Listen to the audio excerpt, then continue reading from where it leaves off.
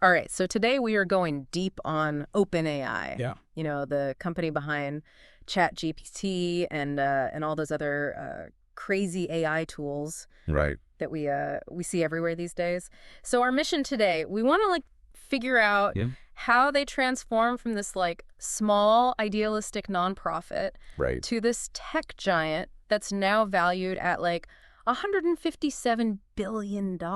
Wild. Yeah. How did that even happen? And get this, our key piece of evidence here Okay. is OpenAI's original IRS tax exemption application. Oh, wow. We're talking way back in the day to Yeah. see how it all began. That's going to be fascinating to look at. This is going to give us some insight into their initial goals, Yeah. which you'll see are actually quite different from what they're up to these days. Yeah, it's so picture this. It's 2016. Okay. This group of tech visionaries, some big names that you might recognize. Yeah. They come together, they create OpenAI, and they say, our mission is to advance digital intelligence to benefit humanity. It does sound pretty noble. Right. Yeah, who can argue with that? I mean, I think what's interesting is how they envisioned that benefit Okay. back then.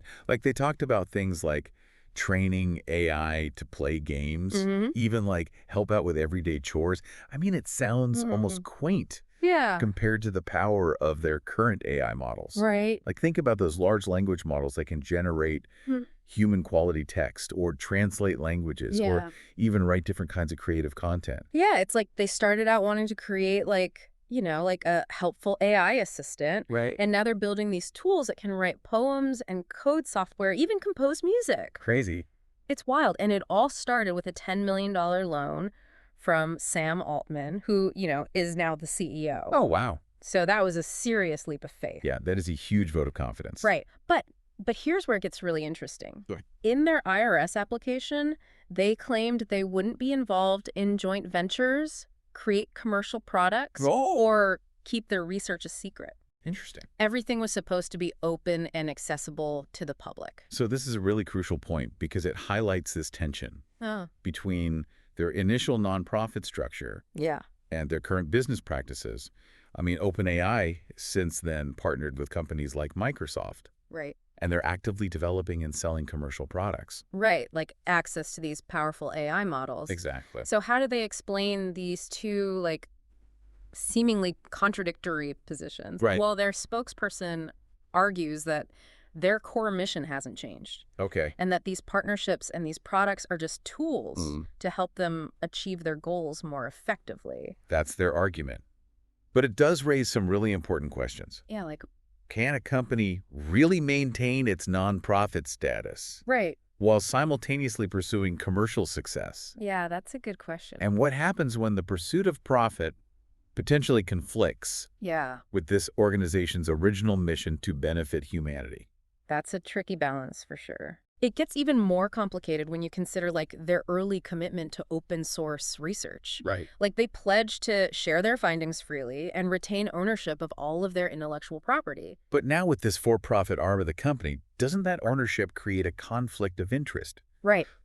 Could the for-profit side potentially profit from the work being done by the nonprofit side? Yeah. These are really important questions to be asking, especially given Altman's recent hints about a possible restructuring of OpenAI. Oh, interesting. What would that mean for their nonprofit status? Yeah. Would the for-profit arm exert more control over the research and its applications? These are things to think about. And speaking of connections, we should mention OpenAI's licensing agreement with the Associated Press. Right, so this agreement gives OpenAI access to AP's extensive text archives, which they use to train their AI models. So their models learn by analyzing tons and tons of text data. Exactly. And the more data they have, the better they become at understanding and generating human-like language. It's like giving them a crash course in real-world writing. Right. So the AP deal gives OpenAI's models this crash course in real-world writing, which helps them produce more realistic and nuanced output. Precisely.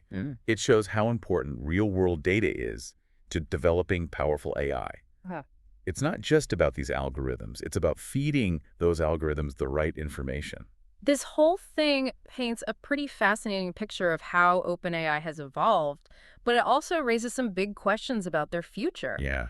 Have they managed to stay true to their original mission of benefiting humanity? Mm-hmm. Or has the allure of commercial success pulled them in a different direction? That is what we're going to be delving into further as we explore the current state of OpenAI, their products, their impact on society, and the potential implications of their future decisions. It's going to be a wild ride. It is going to be an interesting one for sure. Stay tuned. Yeah, stay tuned. I mean, it's mind-boggling to think how quickly they went from this small research group Right. to like a major player in the AI landscape. Yeah. Makes you wonder if that kind of rapid growth Mm-hmm. inevitably leads to like a shift in priorities. Well, it's a classic dilemma I think a lot of organizations face as they grow. Yeah, How do you balance that idealism with the practical demands right. of running a successful business? Especially In a field like AI, so competitive. yeah, and fast moving. Mhm. And it's like they started with this, open source knowledge for all philosophy. Right? And now they're creating these proprietary products and partnering with these,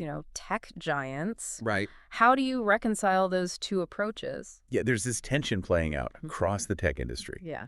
You have that desire to democratize access to knowledge and technology. Right. But then you have the pressure to protect intellectual property, Yeah. generate revenue, and stay ahead of the competition. And in OpenAI's case, that tension is like magnified by the sheer power of the technology that they're developing. We're talking about AI that can potentially revolutionize everything. Right.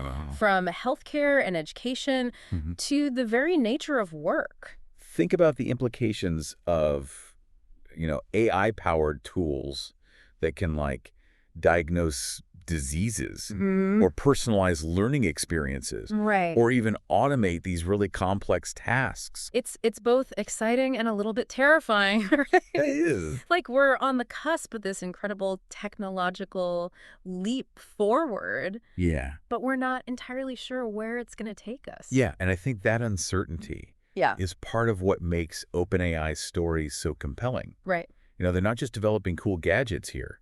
They're creating tools that could fundamentally alter the course of human history. So it all comes back to the question of their mission. Yeah. Have they actually stayed true to that original goal of benefiting humanity? Or have they gotten swept up in this whirlwind of commercial success? Well, it's a question that's tough to answer. Yeah. Definitively. For sure. I mean, their actions suggest a shift towards a more commercially driven approach. Okay. But they do still maintain that those core values haven't changed. I guess it's all about how you define benefiting humanity. Right, exactly. Does it mean making AI accessible to everyone? Or does it mean developing the most advanced AI? Yeah.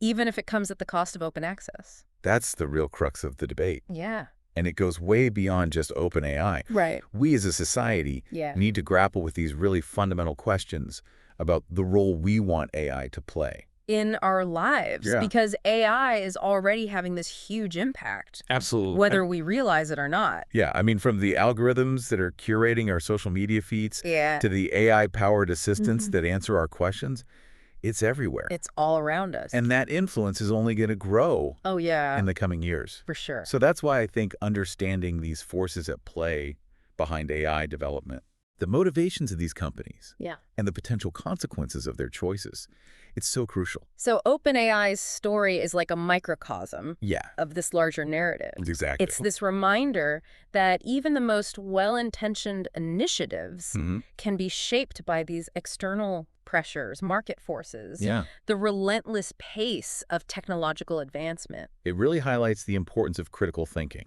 informed debate, and active engagement with these issues. We can't just sit back and let the future of AI unfold without our input. We need to be asking the tough questions. Exactly. Holding companies accountable and making sure that AI development aligns with our values and our aspirations as a society. The future of AI isn't predetermined. It's being shaped right now by the choices we make. And those choices, they have the power to determine the kind of world we and future generations will live in.